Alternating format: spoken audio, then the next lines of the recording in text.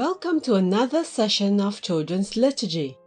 Let's start by listening to today's Gospel reading. A reading from the first book of Samuel. King Saul and his army set off into the desert to look for David. One night, while Saul and his soldiers were sleeping, David crept into the king's tent. Stuck in the ground by the sleeping king was a spear, but David did not strike his enemy. Taking the spear with him, David called out in a loud voice, "King Saul, where is your spear?" The spear was gone, and the king knew that David had spared his life. Feeling sorry and ashamed, Saul led his army back home and left David alone. Now, what is happening here? To understand, we need to take a look at the events leading up to this scene in the Bible. Remember the proud giant Goliath? David had become very popular after defeating Goliath. Subsequently, King Saul became very jealous of David because of his popularity and feared that the people would want to have David as king instead. So he tried ways and means to kill David. As a result, David had to run for his life. In the scene in today's reading, David had the perfect opportunity to kill Saul, to get rid of the person who was very mean and cruel to him. What did David choose to do instead? He showed mercy. Let's look at a situation that we may encounter in our lives. What will we choose to do? Sarah loves painting, and she does it very well. Her art teacher often puts her artwork on display around the school campus. Many of her schoolmates admire her art pieces, and before long, Sarah becomes well known for her beautiful art. Her classmate Christine gets very jealous that Sarah has become so well liked.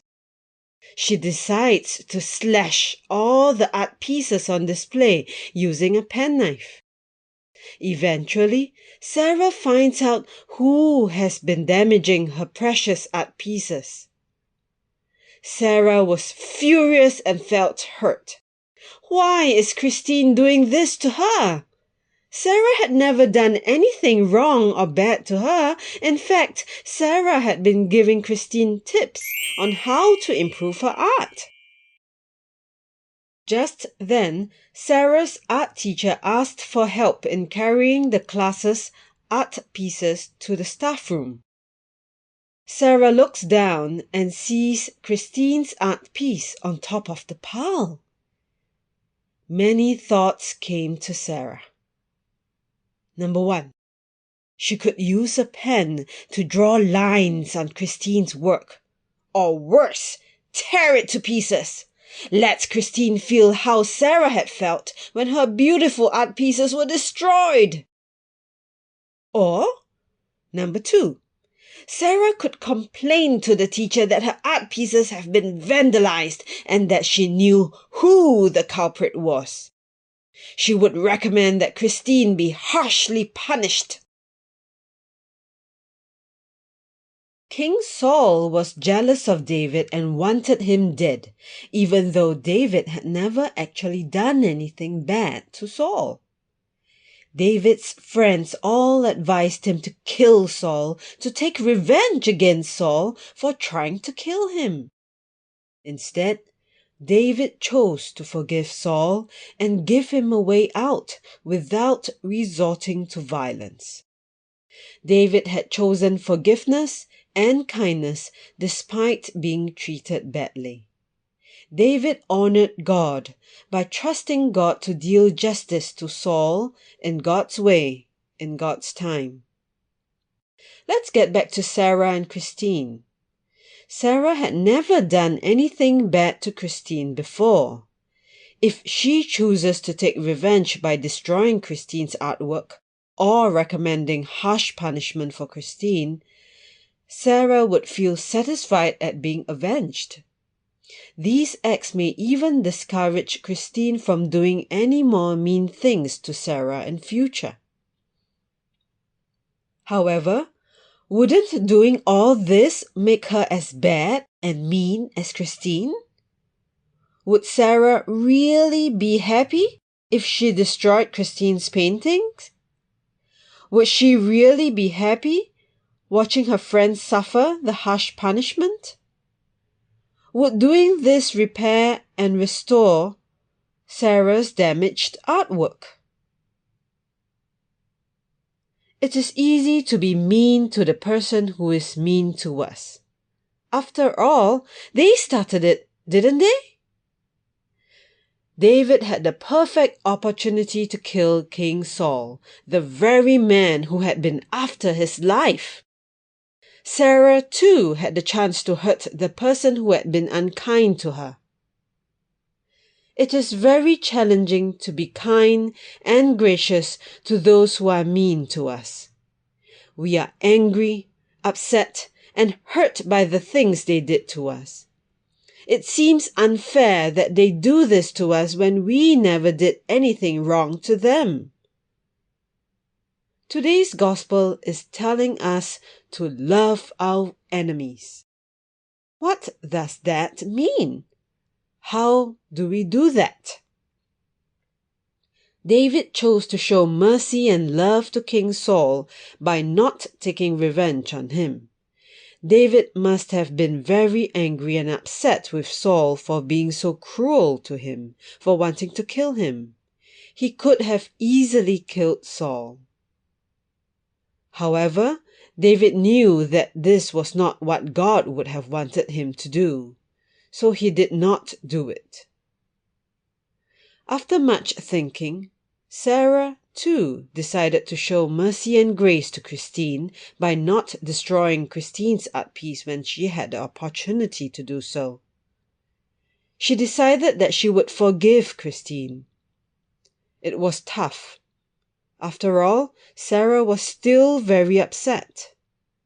However, like David, Sarah chose to forgive the one who had hurt her the most.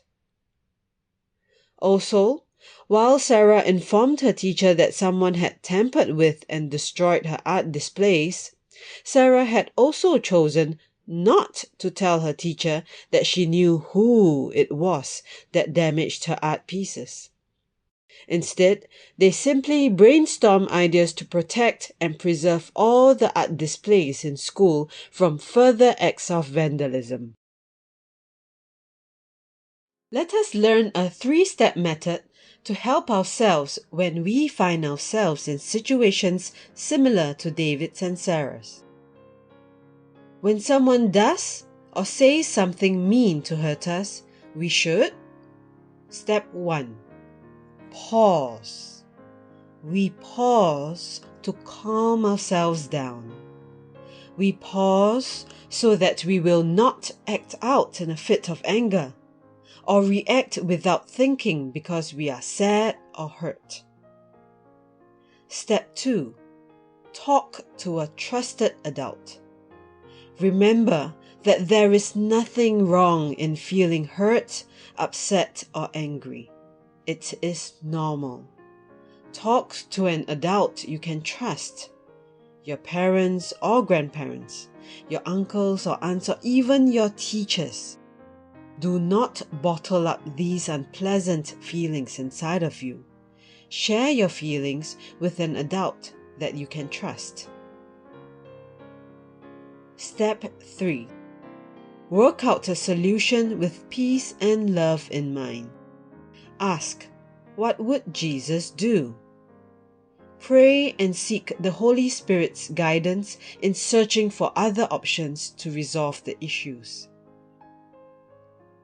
So remember, pause, talk to a trusted adult, work out a solution.